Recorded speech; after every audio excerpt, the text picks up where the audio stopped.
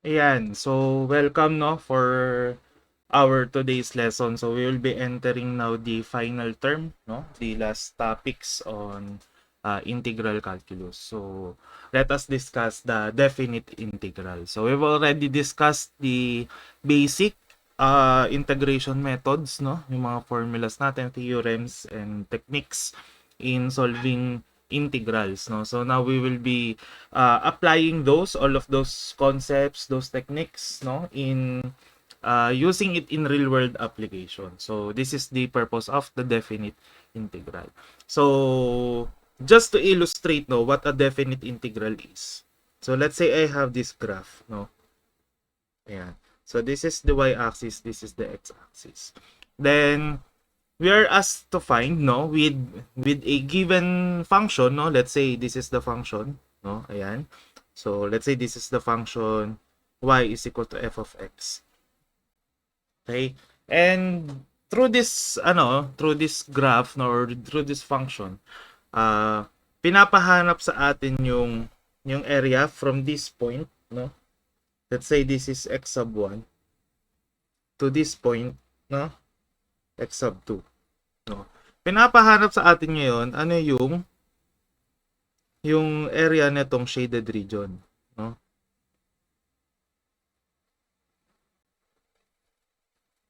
Ayan.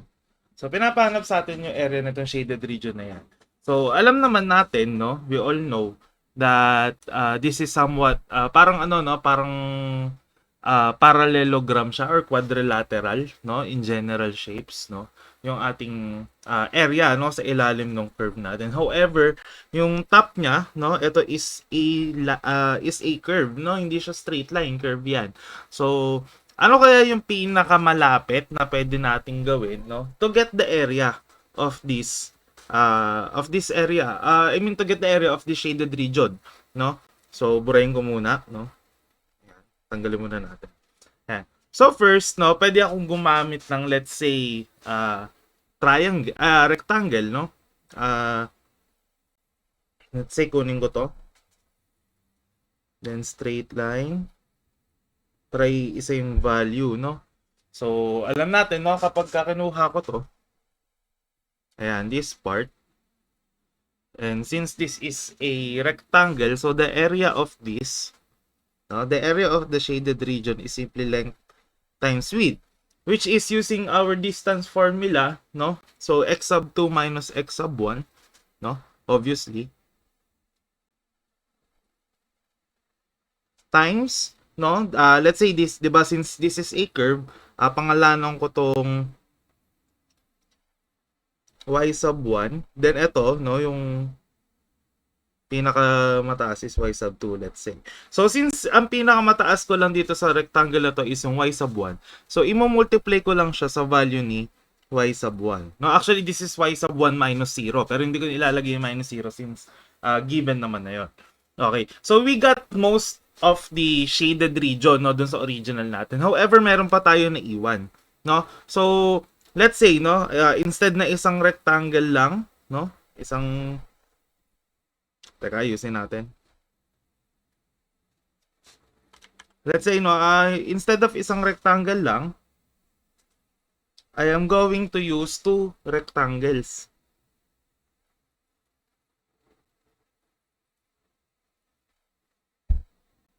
Ayan. No, so meron akong panibagong value dito ng y. No? Ayan. Okay. So ngayon, no, ang mangyayari na is, no, let's say this is x sub 1, x sub 2, x sub 3.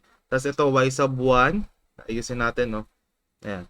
This is, let's say, y sub 1, y sub 2, y sub 3, no? So pwede natin gawin is, 'di ba? X sub 2 minus x sub 1 times y sub 1 kasi yun yung equivalent ng y, 'di ba? Plus, since magkatabi sila, no? X sub 3 minus x sub 2 times y sub 2, no? And we can continue getting this, no? Divide natin ng i-divide, no? Let's say kunwari 4, 3, Na, pag naging tatlo siya, magiging ganito.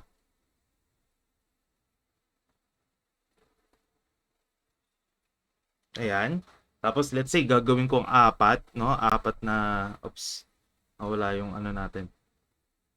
Ups, tara. Ayan. Ayan, no? Sabihin natin, kunwari, apat. So, kung ito yung gitna, no? Meron pa ako dito. Ayan. Meron ako dito. Meron din ako dito. Ayan, hanggang sa lumiit ng lumiit, no, makuha natin yung parang pinakamalapit na actual area. No, and that notation or that equation actually, no, is equivalent to the Riemann sum, no? Ang tawag natin doon is the Riemann sum.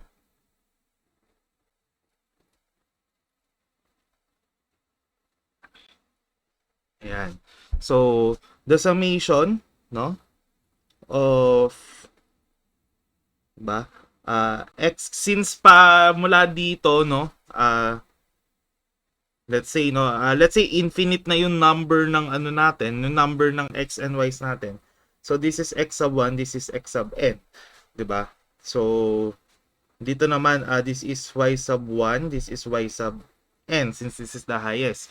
So this is x sub n plus 1 minus x sub n times y sub n, no? Since isa lang naman yung y natin, from n is equal to 0 to n, no? Yung pinakasagad na, yung pinakamataas na value na pwede natin makuha, no? Ayan. So this is what we call the Riemann sum. Yan yung ginagamit natin to get for the value of the area. However, this is very tedious gawin, no? Paano kung infinitesimally large yung ating numbers of rectangles to get the area of under the curve, no? So, instead of the Riemann sum, kasi this is only applicable for few, no? Pero kapag sobrang dami na, hindi na siya ganun ka-efficient gamitin. Doon papasok yung ating definite integral.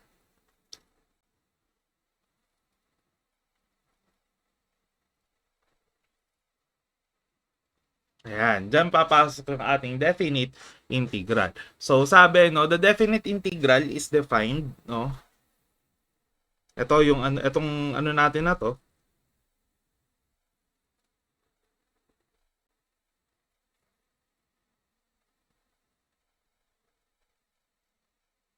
Ayan. This is actually equivalent to the integral of the function, no? Okay, and its derivative or its differential with its differential. Ito yung f of x natin yon, ito yon, no? From 1 to n or generally, no? Generally, no? Palitan natin to. Hindi, okay na pala to. Sorry. Ayan, A to B. From A to B. Ayan. So, this is our definite integral. Okay? So, this is evaluated, no? Kapag in-evaluate na natin to, we using yung mga naaral natin doon sa previous lesson natin, no? So, this is equivalent to f of x. Pero instead of plus c, kasi di ba naglalagay tayo ng plus c sa indefinite integrals, dito magkakaroon na tayo ng boundaries, no? From A to B. Pero ganyan, from A to B pataas ang basa. Okay? And this is equivalent to f of B minus f of A. So ibig sabihin, we are going to substitute the values of the boundaries into the variables inside the graph. Okay? Or inside the equation per se. Okay? So just to take note, no? Lagyan ko lang dito. Note. Yan. All rules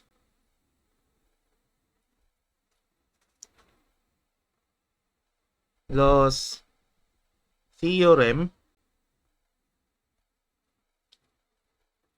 and techniques, okay, from indefinite integration is applicable.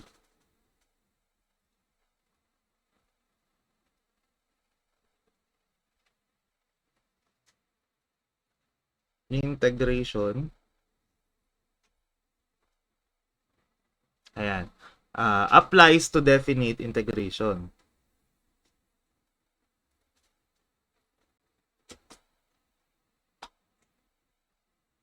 To definite integration. Yan. So, kung katulad nga ng sabi ko kanina, kung ano yung mga ginagamit natin dun sa nauna natin, no? Mula sa pinaka-basic hanggang dun sa ating mga methods of integration, gagamitin natin ulit siya dito sa definite integrals. Okay? So, let's discuss the properties of definite integrals, no? So, actually, this is just an additional, no? Additional lang siya dun sa mga properties ng indefinite integral natin, no? Sabi nga, lahat nag-a-apply pati dito. Ayan. So, number 1, or letter A rather. So, we have the integral of, let's say, a function f of x dx from a to b, no? This is equivalent to the negative integral of f of x dx from b to a. No? So, pag binagbaliktad natin yung upper and lower boundary natin, no? Pagka napagbaliktad natin siya, equivalent yun sa negative nung original, no? Pag binaliktad natin. Okay? So, yun lang yun sa number 1. Next, for b, no? Yan. So, the integral of a certain function from a to a, no? Ibig sabihin, same yung kanilang boundary, is equivalent to 0. Okay? And last, no, the integral of a function, no, general function from a to b, this is equivalent to the integral of the function from a to c, no? C is another constant, no? Plus the integral of the same function f of x dx from c to b naman, no? Kung kanina, no, b to a to c, dito naman c to b. Okay? So dapat magkabaliktaran yung c kapag gagamitin natin tong properties na to in case na kailanganin natin. Okay? So let's do the examples, no, para ma-familiarize or masanay tayo on how to integrate. Okay? So number 1, okay ko dito examples.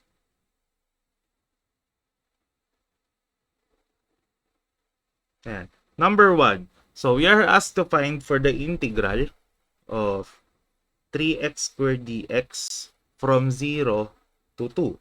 No? So, ito yung integral na pinapahanap sa atin. The integral of 3x squared dx from 0 to 2. So, paano nga natin ini-integrate yung ganito? Isipin nyo muna wala yung 0 to 2. No? Isipin nyo lang wala muna yung 0 to 2. Okay, so of course lalabas yung 3. Diba? Then we have x squared dx. Tapos kunin natin yung integral na tong x squared dx, we have 3 times 1/3 x cubed. 'Di ba? Kasi x raised to n plus 1, 'di ba?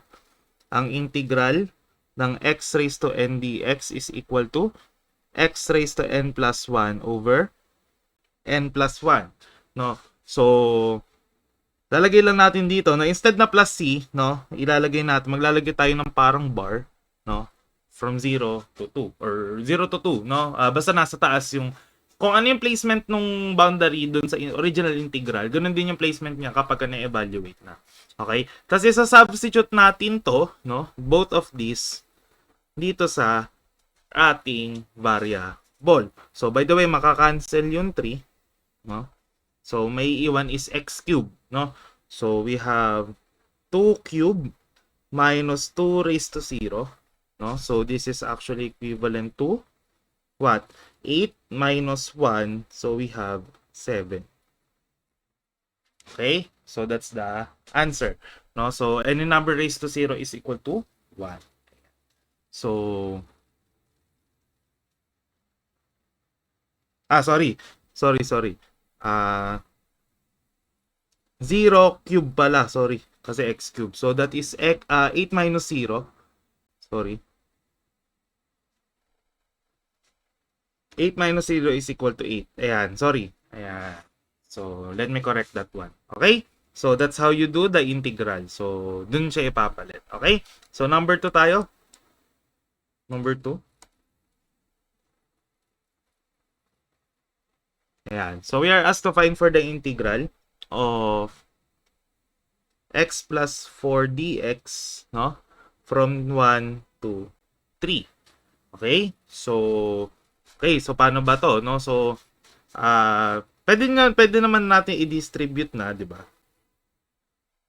So, we have 3, 1, x dx plus 4. No? Di ba katulad nung ginagawa natin dati, nilalabas na agad natin kapag may constant.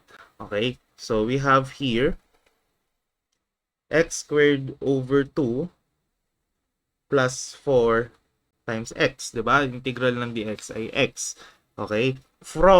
Since same lang naman sila, diba? From 1 to 3. Or yung iba, pwede naman na ganito yung gawin nyo. From 3 to 1. From 1 to 3 rather. Plus 4x from 1 to 3. Ayan. Pero ako, I prefer doing this para hindi masyado nakakalito. No? So, optional lang naman to kung bet niyo gamitin yan. Okay lang.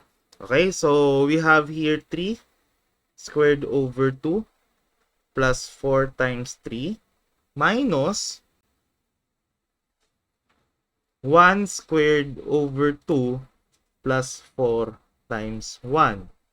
No? So we will have 9 over 2 plus 12 minus 1 half minus 4. Okay, so we will have, so this is 8 over 2, no? 9 over 2 minus 1 half is 8 over 2.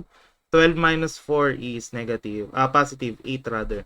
Okay, and this is equivalent to 4, so 4 plus 8, therefore our answer is 12. Ayan. Ayan. So that's how you do the definite integration. Ipapalit nyo lang yung mga values ng boundaries natin dun sa ating actual variable. Okay? Next, another example, no? Para masanay tayo. Ayan. So we have here, dito na lang sa gilid.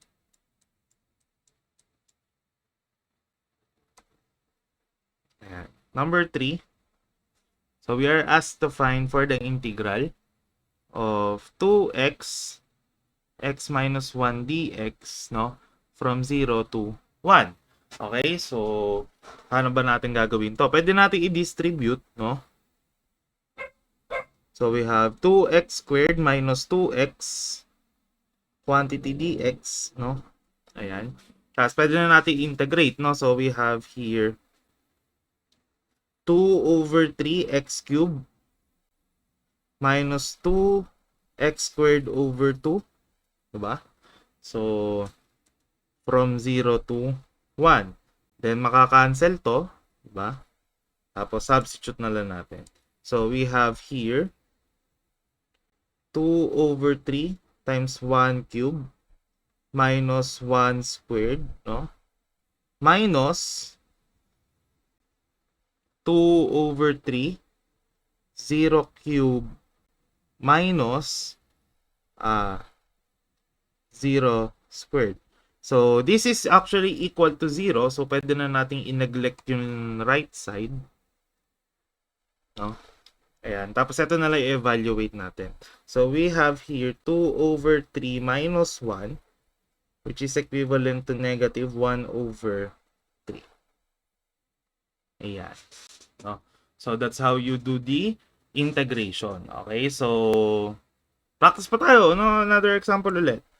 So, we have here number 4.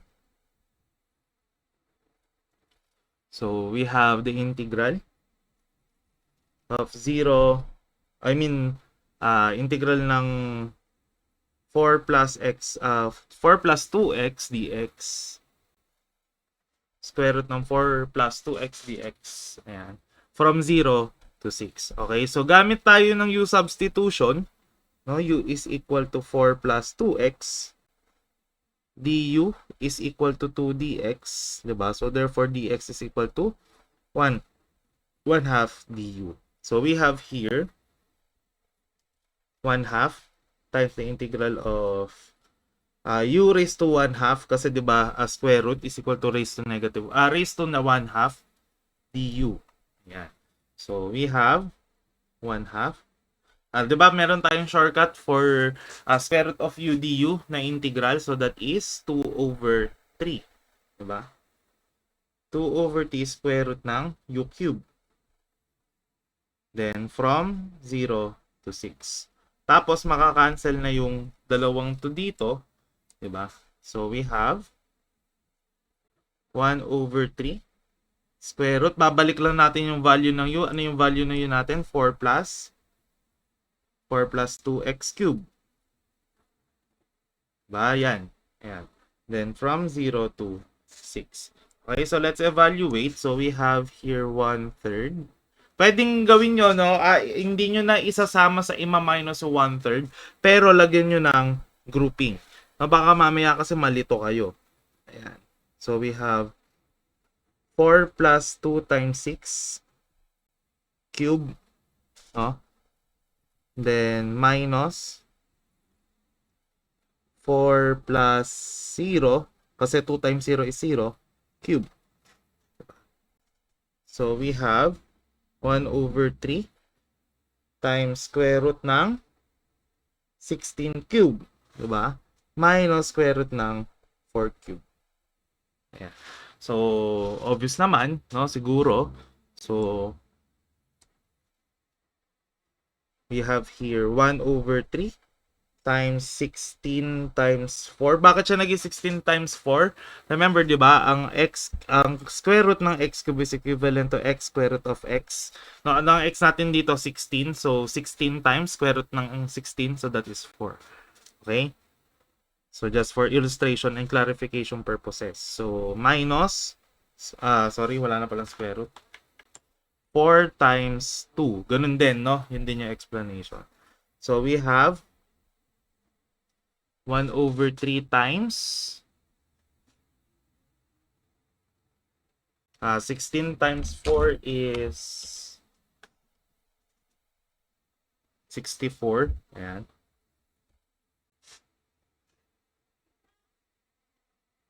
(64 minus 8), which is equivalent to 56/3. And this is our answer. Okay? So, ganyan isolve siya. Okay? Game. Another example. Medyo upgrade natin ng kaunti yung ating example. So, number 5. So, we are asked to find for the integral of sine raised to 4x cosine squared x dx from 0 to pi over 2.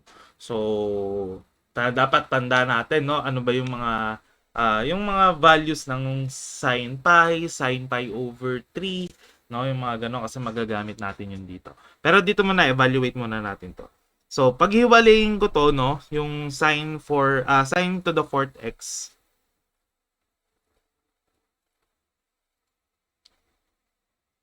Sin squared x times sin squared x, diba? Cosine squared x dx. Then ito, pwede ko i-factor out yung kanyang exponent, diba? So, rules of exponent, applicable naman yan dyan. Okay, so we have sin squared x times sin x cosine x squared dx. No? Next. So, gamit ako ng identity, no? Dito sa sin squared x, 'di ba? Ano yung ginagamit natin na bukod sa Pythagorean for sin squared x, 'di ba? We have 1/2 1 minus cosine 2u, which is ang x natin dito is ang u natin dito is yung x, 'di ba? Then ito, yung sin x cosine x, 'di ba? Remember sa ating double angle formula, we have sin 2u over sin 2u is equal to 2 ba ako na lang 2 sin u cosine u, 'di ba? And since sin x cosine x ang meron ako dito, pwede kong i-divide both sides by 2, 'di ba? So therefore we will have, 'di ba, sin u cosine u is equal to 1/2 sine 2u. No? Tapos, syempre, huwag natin kakalimutan yung squared kasi naka-square yan. Okay? So, teka, saan ko ba siya pwede ilagay? Yan. Anyway, ay tandaan nyo na lang to, no? So, we have sine 2x, not sine 2u. Ayan, over 2 squared. Okay, dx. Okay, next. So, pwede ko na ilabas sa 1/2. Okay, tapos remember, di ba, this is 1/2 squared din. So, pwede pa akong maglabas ng 1/4. No?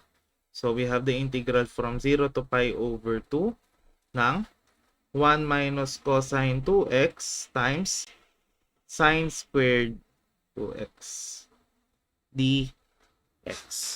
Ayan. So, pwede ko nang i-distribute to, no? Itong sine 2x dito. Distribute natin dito. So, pag distribute natin, we will have, this is equivalent to 1 over 8. From 0 to pi over 2, sine squared 2x, lagyan ko na lang ng parenthesis, no?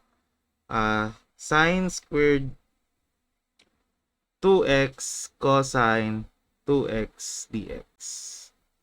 Okay? So, itong part na to, pwede natin itong gamitan ng u substitution. U is equal to sine 2x. Du, ano ang differential ng sine 2x? Diba? That is 2 cosine 2x dx. So, since cosine 2x lang meron tayo, divide ko na lang siya by 2, no?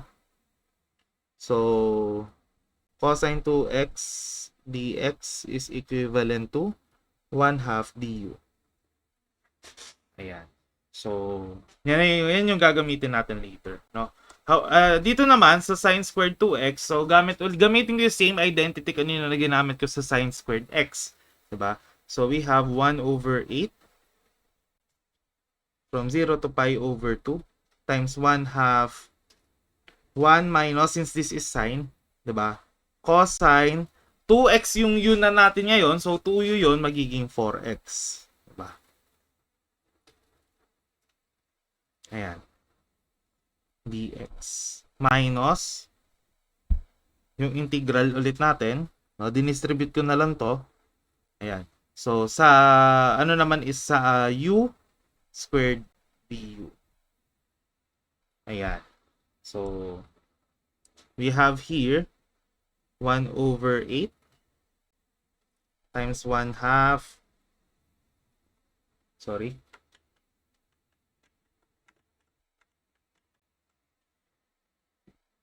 Ayan, from 0 to pi over 2 ng dx minus 1/2 from 0 to pi over 2 ng cosine 4x dx, diba?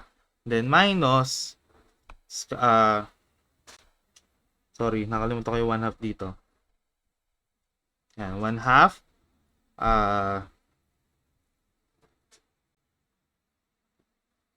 u squared du ng pi, 0 to pi over 2. Ayan, sorry, medyo dikit-dikit na yung sulat. Ayan. So, pwede natin i-factor out yung 1/2. So, we will have 1 over 16, no? Times the integral na to. Ano ba integral na tong dx natin? So, simply x minus integral ng cosine 4x dx. So, ang u natin dito, no? Or let's say v, para maiba. So, is 4x. So, dv is 4dx. So, kailangan ko maglagay ng 1/4, no? So, you have 1/4.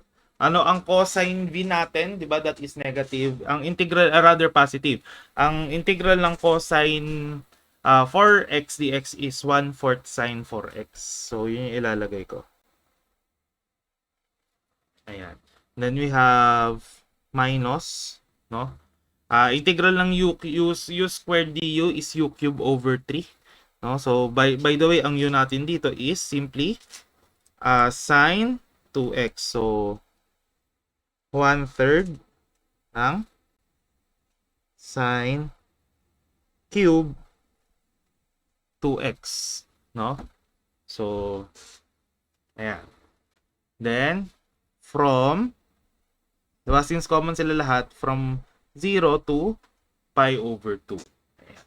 So, laging pababa ang basa, no? Kahit mula sa taas ako nagsusulat. Laging mula sa baba ang basa pataas. Ayan. So, we will have 1 over 16, no? Tapos, pi over 2 minus 1/4 sine. Ayan, 1/4 sine. What is 4 times pi over 2? So, that is simply 2 pi. Ayan. Minus 1/3 ng sine cube ng 2 times pi over 2, that is simply pi. Diba? Then, minus, i-distribute ko na lang 1 over 16, no? So, this is 0. Minus 1/4 times sine 0 minus 1 over 3 sine cube 0. Ayan. Ayan. So, eto, kung titignan natin, no, what is the value of sine 2 pi? What's the value of sine 2 pi? Diba that is 0? The 2 half revolution, so 360. Ano ang value ng sine sa 360? Diba that is 0? So this is 0. Ganun din kay sine cube pi, no? Kahit anong gawin mo, sine pi is 0. Ano ang cube ng 0 is 0. Diba? So this is 0. Ganun din to, 0 na to. Ito 0 din, no? And this one is also 0. So ano ang naiwan? So since buong 0 to 0 na rin to. So ano ang naiwan? Diba we have 1 over 16 times pi over 2, which is essentially pi over 32. This is our answer now, no? Ayan. So, however, no, in solving trigonometric functions, particularly sine raised to mx cosine raised to nx dx, meron tayong formula na ginagamit, no? So, etong lahat ng to, no, pwede natin tong paikliin, no, tong number 5. So, this is what we call the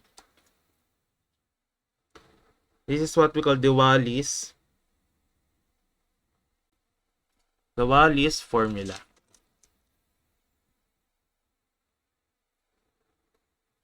Ayan. So, sabi sa Wallis formula, no? So, if I have an integral of sine of, teka, palitan ko ng color. If I have the integral of sine raised to mx cosine raised to nx dx, no? From 0 to pi over 2. We are strict, no? Sa Wallis formula, dapat ito yung boundaries niya. From 0 to pi over 2. No? This is equivalent to, ano yung magiging sagot daw niya? We have m minus 1 times m minus 3. So on and so forth. Hanggang ang maging ay, yung number na lumabas ay 2 or 1. Tas stop ka na. Next, yung n naman, ganun din. Hanggang 2 or 1.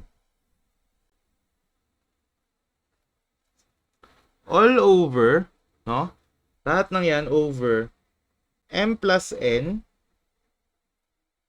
plus n minus 2, m plus n minus 4, hanggang maging 2 or 1. No? Times lahat ng to multiplied to alpha. Okay? So, si alpha, no, meron niyang value. No? So, kapag daw, okay? Kapag daw yung alpha, no? Ano ang ita-take na value ng alpha? So, dalawa yung pwede niyang i-take na value. We have pi over 2 kapag both m and n are even. Okay, kapag even sila parehas, kailangan parehas silang even. Pero kapag isa lang daw yung even or isa yung odd or parehas odd, 1 yung iti-take na value. both or m or n are odd. So automatic, kahit isa lang yung mag-add dyan, 1 na agad yung gagamitin nating value ng alpha. Okay, so tandaan niyo yung formula niya kasi sobrang laking tulong niyan, no? Ang haba ng solution natin kanina, pakita natin na maikli lang yung solution niyan using our Wallis formula. So, using the same example,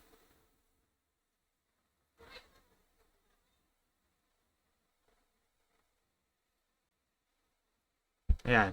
So, using the same example, we have here, no, the integral of sine to the fourth x cosine squared x dx from 0 to pi over 2. So, satisfied na yung boundaries natin from 0 to pi over 2.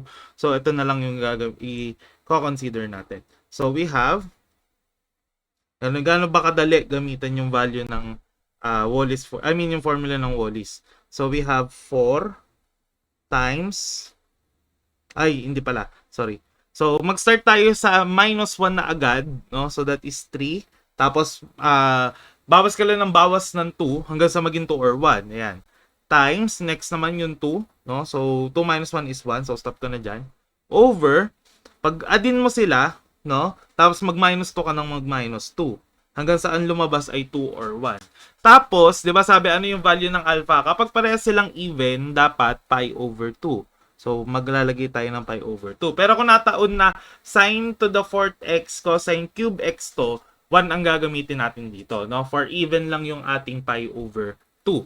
So, we have, ito pwede nang makancel to. This will become 2. No? So, we have pi over, kasi puro 1 na yan, 2 times 4 is 8 times 2 is 16 times 2 is 32. Ito na yung nakuha nating sagot kanina dun sa ating mahabang solution. Ayan. No, ayan, pi over 2. So, Wallis formula, napaikli lang natin siya. Okay? So, again, no, ginagamit lang ang Wallis formula for sine raised to mx cosine raised to nx dx, no? With the limits or with the boundaries from 0 to pi over 2. Next, another example for Wallis, no? Ayan, dito na lang sa gilid.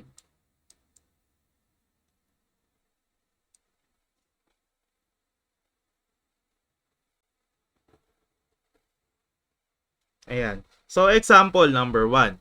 So, we have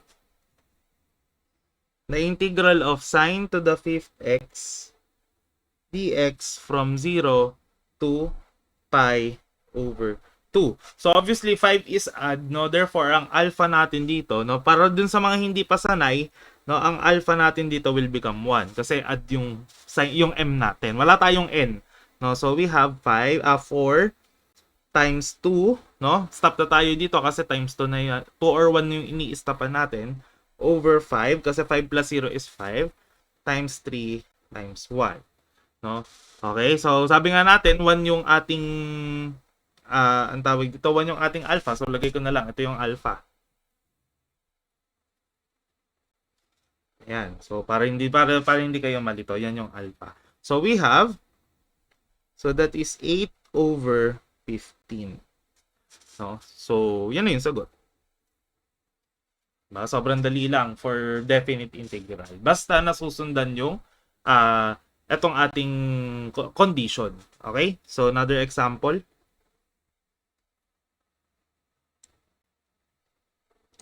So, we have the integral of cosine to the 8 3x dx. Okay? From 0 to pi over 6. Okay, so kung titignan natin, hindi pa to may numerical coefficient greater than yung internal function natin, which is 3x. Tapos yung upper limit natin is not pi over 2. It's pi over 6. So, gamit tayo ng U substitution to simplify muna natin itong integral. Kasi we need to transform this into 0 to pi over 2, no? Dapat ganyan. Yan. Dapat ganito yung magamit natin na formula. So, we have u is equal to 3x, no? Therefore, du is equal to 3dx. Diba? So, since 3dx to, therefore, dx is equal to 1/3 du. Okay? So, lagay natin dito. Huwag muna natin ilagay limit, no? Kasi may kailangan pa tayong gawin sa limit. So, 1/3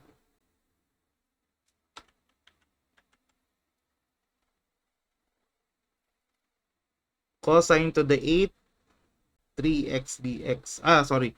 To the 8 u du na kasi nakapag-substitute na tayo. Yan.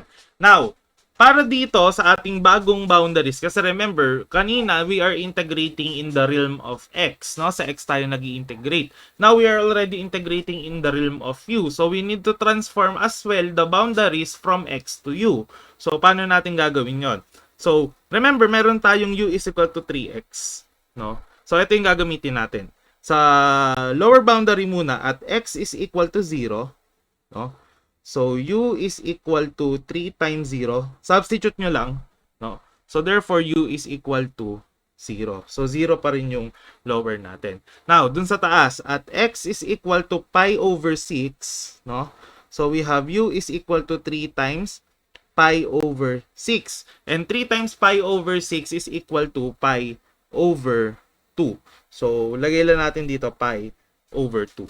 Okay, so ito na, pwede na natin isolve to kasi ano na to nasa Wallis formula form na ito. So, we have 1/3 times, ito tayo, kay 8, no? 7 times 5 times 3 times 1. Tapos dun sa baba naman, 8 times 6 times 4 times 2. Okay, so since 8 is even, tapos yung kasama niya na sign, di ba, which is raised to 0, is also even. So, ang ating alpha is pi over 2. Okay? So, huwag kayong malilito doon, ha? Kapag ka ang parehas na, ang mga exponent natin ay even, dapat ang alpha natin is pi over 2. So, makakancel ngayon dito yung 3. May iba pa tayo makakancel, mukhang wala na. So, we have, therefore, 7 times 5 is 35 pi over, okay, so 8 times 6, no? 8 times 6 times 4 times 2 times 2. That is 768. So, this is our answer. Okay? So, kahit i-check nyo pa, no, sa calcu, yan yung lalabas. Okay? So, ayan. So, that is for Wallis formula. Another example. Medyo hirapan natin ng kaunti yung example. So, we have number 3. So, we have the integral of sine to the 5th ng 5x. So, to the 5th matic ang alpha natin ay 1. No? Cosine cube, regardless na kung anong value nung pangalawa, no? 5x dx, no? So, alpha is equal to 1. Lagay nyo na, no? Para dun sa mga hindi sanay, no? Dun sa mga hindi kabisado, or hindi sanay. Ayan. From 0 to pi over 10. Ayan. So, transform muna natin, no? So, we have u is equal to 5x. Therefore, du is equal to 5 dx. No? So, since sa dx ang kukunin natin, dx is equal to 1 over 5 du. No. So, again, wag nyo muna isulat yung boundary. So, sine to the 5th u, cosine cube u, du. No? So, yung 1 over 5, pwede nyo na ilagay sa labas. No? Yung neutralizing factor. Para hindi na kayo malito. So, para dun sa boundaries, so, obviously, at x is equal to 0, no? So, u is equal to 5 times 0, which is 0. So, 0 pa rin yung boundary. Next, at x is equal to pi over 10. So, u is equal to 5 times pi over 10. So, that is simply pi over 2. No? So, pi over 2. Ayan. So, pwede na nating i-integrate ngayon. So, we have 1 over 5 times, una muna tong si 5, no? So, 4 times 2. Kasi 4 minus 2 is 2. Tapos stop na tayo dyan. Next, kay 3 times 2 na lang, no? So, napasobra pa ata yung ating bar. Ayan. So, 5 plus 3 is 8. Tapos mag-minus 2 ka lang na mag-minus 2. Hanggang sa umabot ka sa 2 or 1. Ayan. So, since add nga ang ating exponent, so 1 na lang ang value ng alpha natin. So, we will have, cancel na tayo ng pwede natin i-cancel.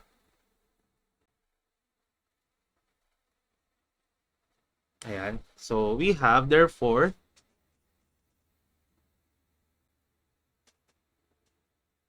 diba? Therefore, what's the value of this? So, we have 1 over 5 times 8 is 40 times 3 is 120. 1 over 100. Ayan. So, that's how you solve Wallis formula. Okay, so medyo last example pero medyo mahirap, no? Kaya pay attention. Ayan. So, number 4. So, we have here the integral of x squared times a squared minus x squared raised to 3 over 2 dx from 0 to a. Okay? From 0 to a. So, paano ba natin ito isosolve? Remember, di ba? Ano ba yung mga methods of integration natin? We have yung mga powers, yung product, no? Tapos we have integration by trig sub, additional standard formula, ano pa ba? Partial fractions, by parts, no? Quadratic expressions. Pero sa tingin niyo, ano yung pinaka-malapit dito? O, sige nga, post nyo itong video to. Mag-isip kayo, no? Tingnan nyo kung ano kaya yung pwede natin gamitin na method dito. Okay, so I presume na nakapag-isip na kayo, no, kung ano yung gagamitin ninyo. So, ang gagamitin natin dito is trig sub, no? So, bakit trig sub? Meron tayong a squared minus u squared. So matik, pag sabi nga natin, kapag meron tayong ganyan sa integrand, gagamitin na natin yung trig sub. So, for the trig sub, we have x is equal to what? Diba? That is a, kasi a yung ating constant dito, diba? A sin theta. No? Ayan. Tapos, dx is equal to what? Ano ang differential ng a sin theta? So, we have a cosine theta d theta. No? So, sa substitute natin to lahat ngayon sa x, lahat ng x saka sa lahat ng dx. So, we have, so again, wag nyo muna isulat yung boundaries, no? So, we have a squared sine squared theta. Saan ang galing yung squared? No, x squared kasi yan. Then, times a squared minus a squared sine squared theta raised to 3 over 2. Tapos, yung dx natin is a, dito ko na lang sa baba isusulat. Sige, adjust ko na to. Ayan. So, we have a cosine theta d theta. Now, let us solve for the boundaries, no? At x is equal to 0, no? So, ito yung gagamitin natin. Ay, sorry. Ito yung gagamitin natin. So, ayan. So, ito yung gagamitin natin. So, we have, ang hahanapin natin na value dito is yung theta. No? So, theta is equal to arc sine ng x over a, which is arc sine ng 0 over a, arc sine ng 0, which is equivalent to 0. No? So, kahit i-calculate nyo pa yan, this is equivalent to 0. Ayan. Tapos, at x is equal to a naman,